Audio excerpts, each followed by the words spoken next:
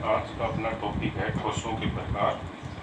ठोस दो प्रकार के होते हैं, क्रिस्टली ठोस, अक्रिस्टली ठोस। अपन यहाँ इनमें डिफरेंस करते हुए एक्सप्लेन करेंगे। क्रिस्टली ठोस जो होते हैं उनको हम ट्रू सॉलिड भी कहते हैं। ट्रू सॉलिड क्यों कहते हैं? क्योंकि इनमें जो अवयवी कण है, क्रिस्टली ठोसों में जो अवयवी कण है वो क्या कहते हैं, एक अवयवी कण निश्चित क्रम में व्यवस्थित रहते हैं। निश्चित क्रम में, जैसे इस प्रकार से ये अपने पास कोई पैटर्न है,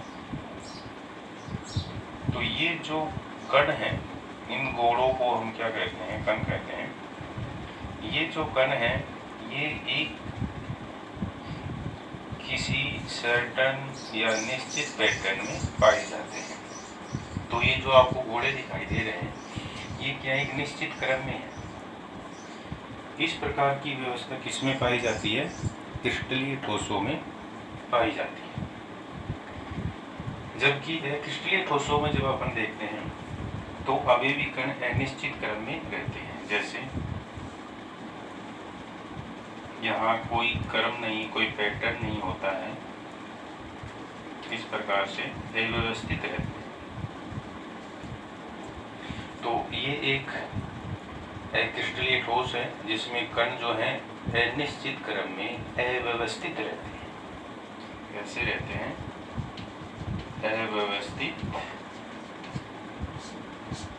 अव्यवस्थित क्रम में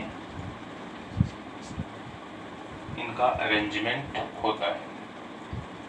दूसरा, हम क्रिस्टलीय ठोस को देखें तो ये दीर्घपरासी व्यवस्था रखते हैं।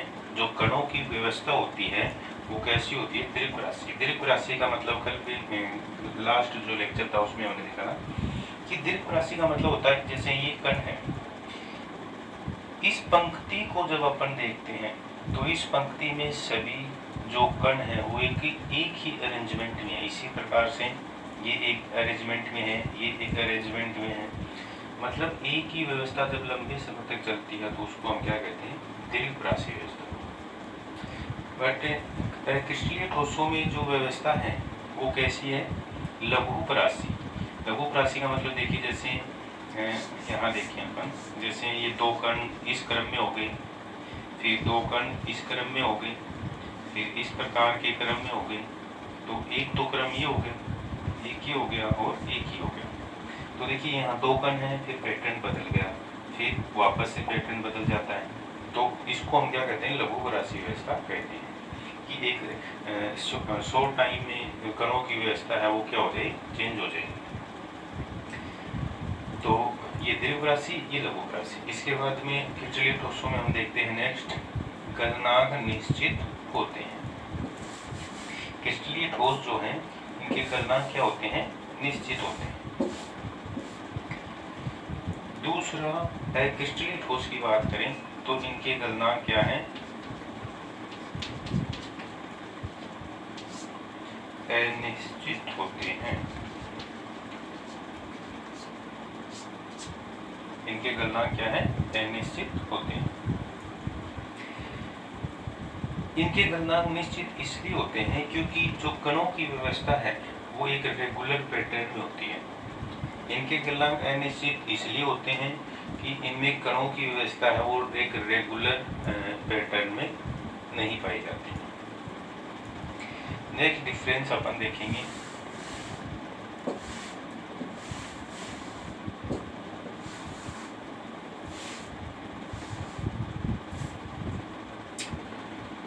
शीतलन वक्र।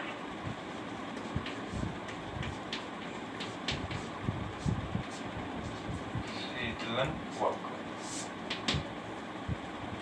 इनका शीतलन वक्र जो होता है वो अनकंटिन्यूअस, असतत होता है।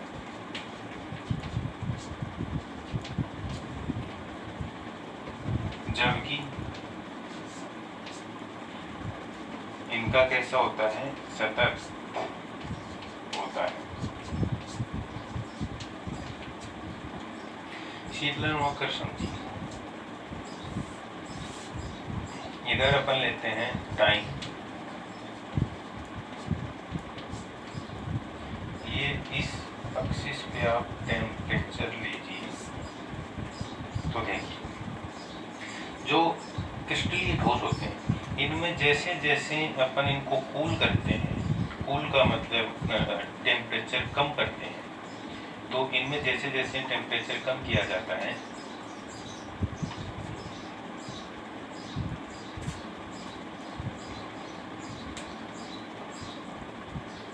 तो कुछ इस टाइप का क्या आएगा अपने पास ग्राफ आएगा, इस टाइप।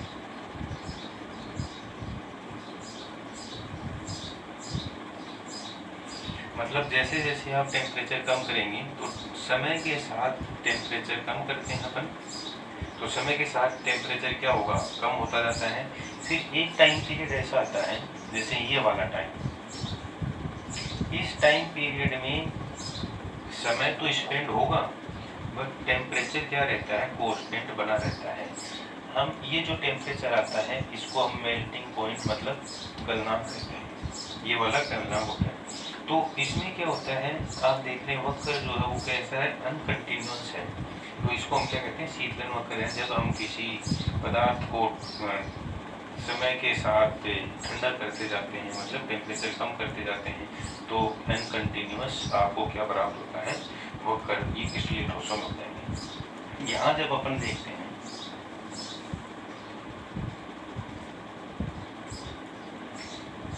इधर हम टेम्परेचर ले रहे हैं,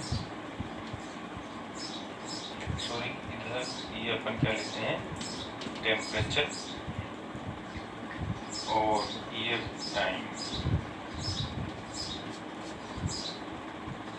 तो वक्र जो आएगा वो इस टाइप का आएगा सतह। यहाँ वक्र क्या आता है मतलब जैसे जैसे समय गुजरता है टेम्परेचर कम होता है तो इस टाइप से हमें क्या प्राप्त होगा वक्र प्राप्त होता है। देखो इस वक्र में हम ये बता पाते हैं, जैसे मैं कह रहा हूँ कि इस पॉइंट को हम क्या कहते हैं इस टेम्परेचर से ज़्यादा ये गलनांक लिक्विड में कन्वर्ट हो जाता है, यहाँ ये सॉलिड में कन्वर्ट हो जाता है, तो ये पॉइंट जो है इसका क्या कहलाता है गलनांक कहलाता है, गलनांक, क्लियर गलनांक। तो हम कह सकते हैं कि इस पॉइंट के बाद में पदार्थ जो है वो किस में बदल जाता है लिक्विड में बदल जाता है, लिक्विड में कन्वर्ट हो जाएगा। और इससे कम टेम्परेचर कम करेंगे तो ये किस में कन्वर्ट हो जाता है सॉलिड में कन्वर्ट हो जाता है। तो इससे कम ताप पर सॉलिड, इससे कम ताप पर लिक्विड में कन्वर्ट हो जाएगा। तो अपन इस पॉइंट को क्या कहते हैं गलनांक कहते हैं। तो यहाँ इनके गलनांक क्या हो गए निश्चित हो गए अपन बता सकते हैं। लेकिन इस ग्राफ में अपन कहीं पर भी ये नहीं बता पाएंगे कि इस टेम्परेचर के बाद ये लिक्विड में है यहाँ सॉलिड है, ये इसकी लिक्विड स्टेट है, इस टेम्परेचर पर ये कहाँ है सॉलिड है, ठीक है। लेकिन यहाँ कोई ऐसा पॉइंट नहीं आता है जिस पॉइंट पे अपन ये बता पाएँ कि ये इस टेम्परेचर के बाद ये लिक्विड में है, इस टेम्परेचर के बाद ये सॉलिड है। इसलिए इनके जो गलनांक होते हैं वो कैसे होते हैं अनिश्चित होते हैं। जबकि क्रिस्टलीय ठोसों के जो गलनांक पाए जाते हैं वो कैसे होते हैं निश्चित होते हैं इस टेम्परेचर के बाद। तो ये हो गया शीतलन वक्र।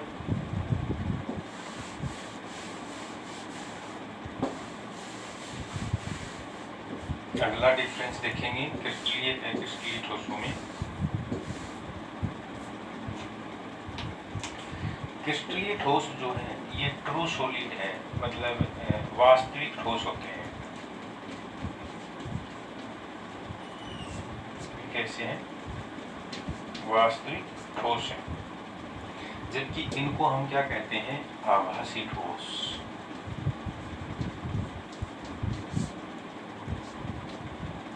आभासी ठोस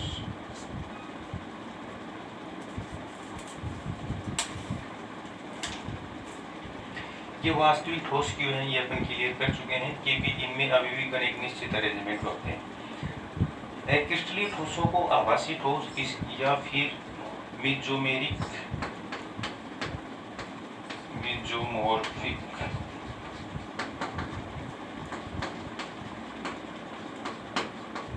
मेसोमॉर्फिक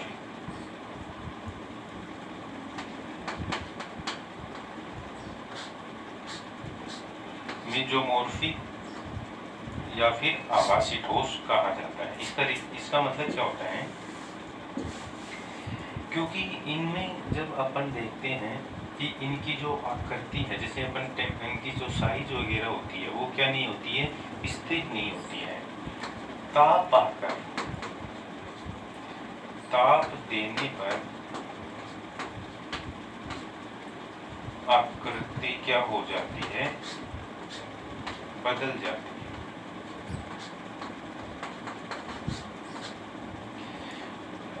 क्रिस्टलीय ठोसों में क्या होता है, जैसे ही हम टेम्परेचर देते हैं, टेम्परेचर देने के साथ इनकी आकृति में क्या आ जाता है, बदलाव आ जाता है। इसलिए इनको क्या कहा जाता है, आभासी ठोस कहते हैं।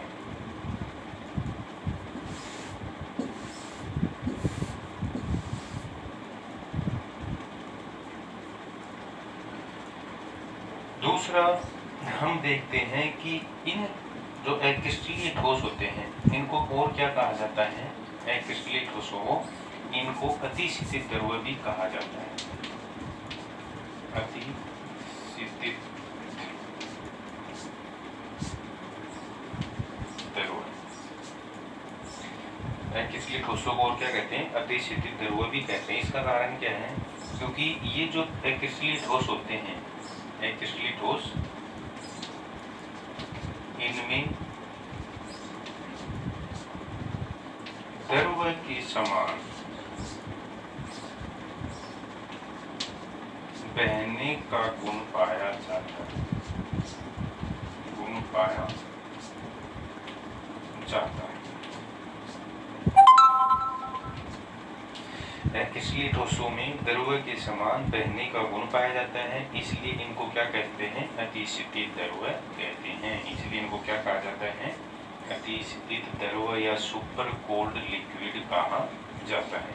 तो ये अक्सर पूछा जाता है कि हमें अतिशीतित द्रव्य क्यों कहते हैं, बहने का गुण पाया जाता है। ये वाला जो गुण है, इसका जो एग्जाम्पल है वो कांच है, कांच है, रबर है, पॉलीथीन है। हम जानते हैं कि जैसे ही टेम्परेचर देते हैं तो कांच, रबर, पॉलीथीन ये सामान्य टेम्परेचर से अधिक ताप देने पर अपन पाते हैं कि ये बहने लगते हैं। इसलिए इनको क्या कहा जाता है, अतिशीतित द्रव्य कहा जाता है।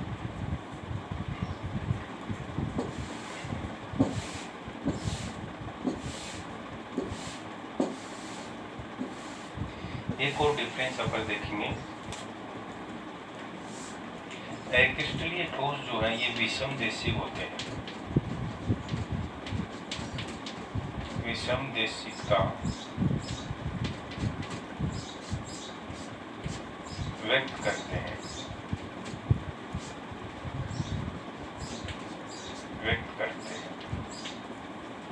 जबकि ये वाले जो हैं समदेशिकता व्यक्त करते हैं।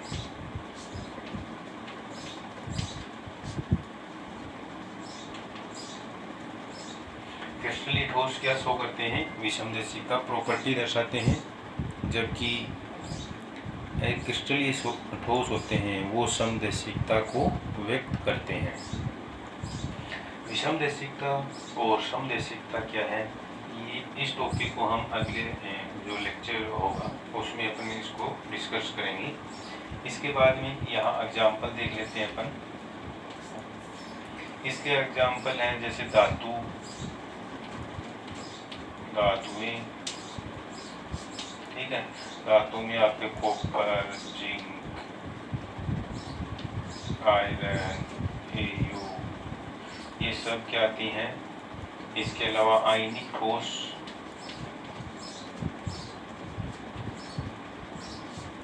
आयनिक ठोस वो कौन होते हैं, क्रिस्टलीय ठोस होते हैं। इनके एग्जाम्पल जब अपन देखेंगे तो तो इसके एग्जाम्पल हैं रबर, प्लास्टिक,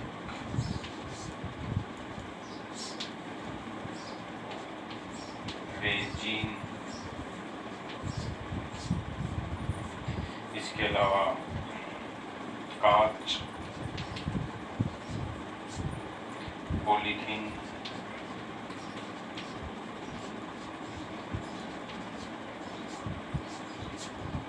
ये सब किसके एग्जाम्पल हैं एक्रिस्टलीय ठोसों की हैं। तो ये हमने देखा क्रिस्टलीय और एक्रिस्टलीय ठोस, इनकी डेफिनेशन वगैरह और इनमें डिफरेंस।